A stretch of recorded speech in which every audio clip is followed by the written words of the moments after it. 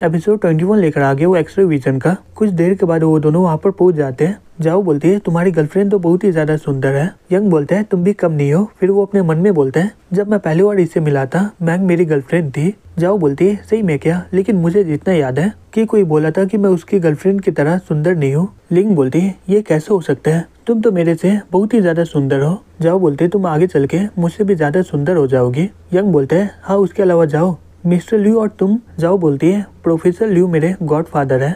Young सही बताओ जो ड्रेड तुमने गिफ्ट दिया था मेरे पापा को वो सही में तुम्हारा है क्या? पापा और मुझे पहले इस बारे में पता चल गया था, वो इसके बारे में पूछने वाले हैं तो तुम तैयार हो जाओ। ल्यू बोलते हैं यंग ये मेरी गॉड डॉटर है, जाओ ये अभी यूनिवर्सिटी में काम करती है। यंग बोलते हैं मिस्टर ल्यू सही बोलूँ तो मैं पहले से ही जाओ को जानता हूँ। ल्यू बोलता है ये तो सही में बहुत ही बढ़िया है, जाओ यंग का ध्यान रखना स्कूल में। जाओ बोलती है बिल्कुल। फिर खाने के बाद ल्यू बोलता है हे यंग तुम्हारा गिफ्ट सही में बहुत ही ज्यादा महंगा है, मैं इसे ले नहीं सकता हूँ। अच्छा होगा कि तुम इसे अपने साथ ले जाओ, अभी के टाइम में तुम्हें बहुत ही पैसे की जरूरत होगा, तुम इसे बेच कर आराम से 2 से 3 मिलियन कमा लोगे। मैं तुम्हारी मदद किया था, तुम्हें ये सब करने की जरूरत नहीं है। यंग बोलते हैं मैं सही बोलूँ तो ये आपके पास ही सही रहेगा। यंग बोलते हैं जबकि तुम इतना बोल रहे हो ये जेड स्कल्पटिंग के लिए बहुत ही बढ़िया रहेगा, एक बार मेरा काम हो जाएगा मैं तुम्हें वापस दे दूंगा, ये बेच के तुम्हें बहुत ही ज्यादा पैसा मिल जाएगा। यंग शॉक्ड होकर अपने मन में बोलता है क्या मिस्टर ल्यू जिसके ऊपर काम करते हैं उसे खरीदने के लिए बहुत सारे लोग बहुत सारे पैसे देने को तैयार होते हैं,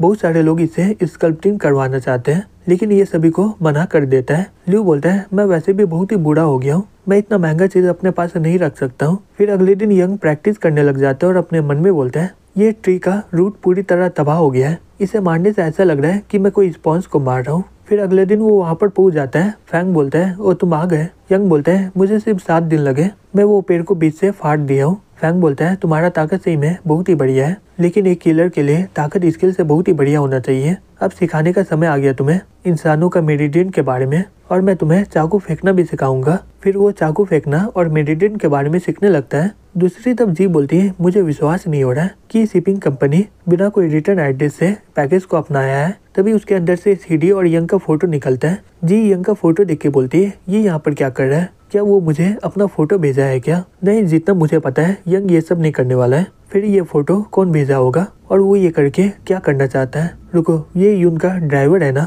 इसे पता चल गया होगा कि मैं यंग की गर्लफ्रेंड हूँ और वो ये फोटो देख के उसके इमेज को बर्बाद करना चाह रहा है, लेकिन तुम लोग बेकार का मेहनत की है। तभी वी वहाँ पर आ जाता है, बोलता है सिस्टर मैं वापस आ गया हूँ। जी बोलती है क्या हो गया वी? वी बोलता है जो तुमने प्रॉमिस किया था कि तुम मुझे एक गाड़ी खरीद के दोगी, मुझे एक फरारी चाहिए। जी बोलती है उसका कितना दाम है? वी बोलते हैं सब मिलाकर उसका 4 मिलियन हुआ है। जी ये सुनकर बहुत ही गुस्से में आ जाते हुए बोलती है क्या अंकल इसके लिए राजी हो गया है क्या? वी बोलते हैं नहीं बिल्कुल नहीं। जी बोलती है 3-4 मिलियन कुछ भी नहीं है, लेकिन हम लोग पैसे को ऐसे उड़ा नहीं सकते हैं, कैसे रहेगा कि मैं अभी के लिए तुम्हारे लिए पोर्शा खरीद दे रही हूँ। वी बोलता है तुम्हारा शुक्रिया सिस्टर। फिर हमें अगले दिन कराटे के डोजो में दिखाया जाता है। रेन बोलते हैं तो वो लड़का को कराटे के क्लब से डरने लग रहा है, हालांकि तुम लोग उतने भी बेहतर नहीं हो, लेकिन मुझे विश्वास नहीं हो रहा है कि तुम नए स्टूडेंट से मार खा के आए हो। वो लड़का बोलता है हे प्रेसिडेंट। वो नया लड़का बकवास भी कर रहा था, वो बोल रहा था कि हम लोग किसी को भी मार सकते हैं, यहाँ तक कि प्रेसिडेंट भी बहुत ही बेकार है। रेन ये सुनकर बहुत ही गुस्से में आ जाता है, बोलता है ओ ऐसा बात है,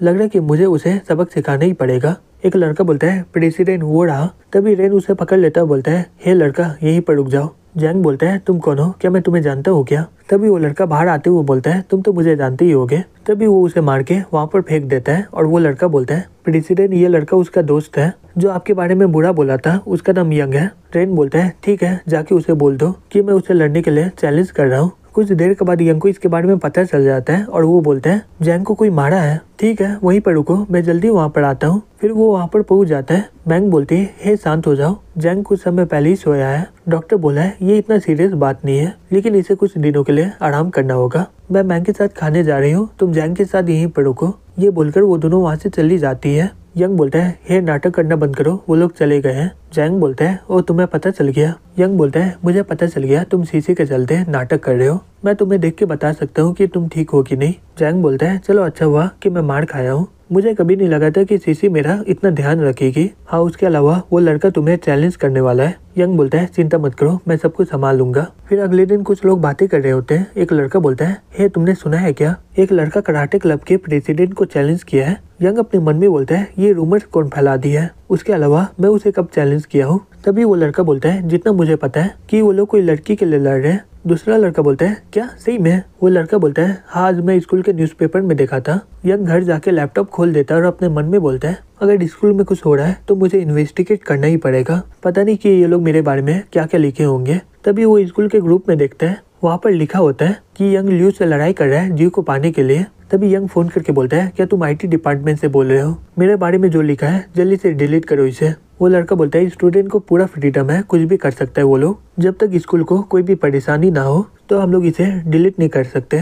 फिर वो ये बोलकर फोन को काट देता है। तभी स्कूल के ग्रुप में एक मैसेज आ जाता है, उसमें लिखा होता है, यंग कुछ देर पहले ही फोन किया था और वो बोल रहा था कि ये पोस्ट को डिलीट करो। मुझे लग रहा है कि ये इन दोनों के बीच कुछ हुआ ही है। यंग ये पढ़ के अपने मन में बोलता है, ये क्या हुआ, तो इसमें IT डिपार्टमेंट का एडमिन भी है। दूसरी तरफ एक लड़की बोलती है, हे जिया यहाँ पर देखो, ये लोग बोल रहे हैं कि यंग तुम्हारे लिए लड़ाई किया है। जिया बोलती है, हाँ मैं देखी हूँ, ये सही में बहुत ही ज्यादा इंटरेस्टिंग है। वो लड़की बोलती है, मुझे लग रहा है कि यंग के दिमाग में कुछ गड़बड़ी है, जबकि तुम इतना ज्यादा सुंदर हो, वो तुम्हें प्यार क्यों नहीं कर रहा है। जिया बोलती है, जीव तुम इसके बारे में दोबारा मत बोलना, मैं पहले बहुत ही ज्यादा गलत काम की थी। जीव बोलती है, तो क्या हुआ, वो तो बहुत ही पहले का बात है, अगर तुम ऐसे ही उसके पास रहोगी तो वो सब कुछ भूल जाएगा। जिया बोलती है, अगर ऐसे ही चलता रहा तो वो और भी ज्यादा मुझसे नफरत करेगा। जीव बोलती है, तो तुम क्या करोगी, ये तो नॉर्मल सा बात है कि ल्यू इसे पोस्ट किया होगा। जिया बोलती है, लेकिन ये पोस्ट ज्यादा देर के लिए नहीं रहेगा। जीव बोलती है, क्या जिया तुम क्या करने वाली हो।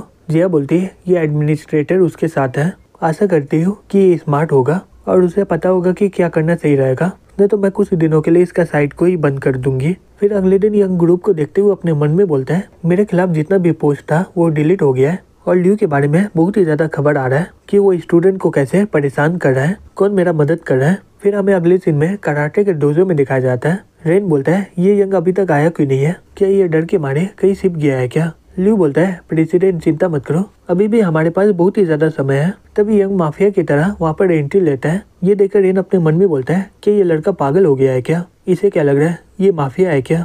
यंग अपने मन में बोलता है, मैं ऐसा बहुत दिनों से करना चाह रहा था, आखिरकार मुझे मौका मिल गया एक माफिया की तरह करने का। फिर वो अपना टोपी फेंक के बोलता है, आज मैं आसमान से यहाँ पर आया हूँ तुम्हें हराने के लिए, तो तुम हारने के लिए तैयार हो जाओ। रेन बोलता है, हे यंग क्या तुम्हारा नाटक हो गया है क्या अब हम लोग शुरू कर सकते हैं क्या। यंग बोलता है, ठीक है ये बताओ कि हम लोग किस तरह से लड़ने वाले हैं। रेन बोलता है, हम लोग कराटे से लड़ने वाले हैं। यंग बोलता है, बिल्कुल नहीं, तुम कराटे से कम्पीट करने वाले हो, यहाँ तक कि मुझे इसका रूल भी नहीं पता है, तो ये नॉर्मल सा बात है कि मैं इसमें हारने वाला हूँ। अगर ऐसा बात है तो मैं यहाँ से जाता हूँ। तुम लोग क्या बोलते हो, मैं एकदम सही बोल रहा हूँ ना। वो लोग बातें करने लग जाते हो, बोलते हैं इसका बात एकदम सही है। रेन बोलता है, तो बताओ तुम कैसे लड़ना चाहते हो। यंग बोलता है, चलो MMA करते हैं। रेन अपने मन में बोलता है, MMA, तो इसका मतलब मैं अभी भी कराटे का इस्तेमाल कर सकता हूँ। फिर वो बोलते हैं, अगर तुम यही चाहते हो तो मैं इसके लिए राजी हूँ, मैं अभी भी कराटे का इस्तेमाल करूंगा, तुम जो इस्तेमाल करना चाहते हो तुम कर सकते हो। यंग बोलता है, तो मैं जो भी इस्तेमाल कर सकता हूँ ना। रेन बोलता है, हाँ बिल्कुल। यंग बोलता है, तो क्या मैं अपना अल्टीमेट मूव का इस्तेमाल कर सकता हूँ क्या।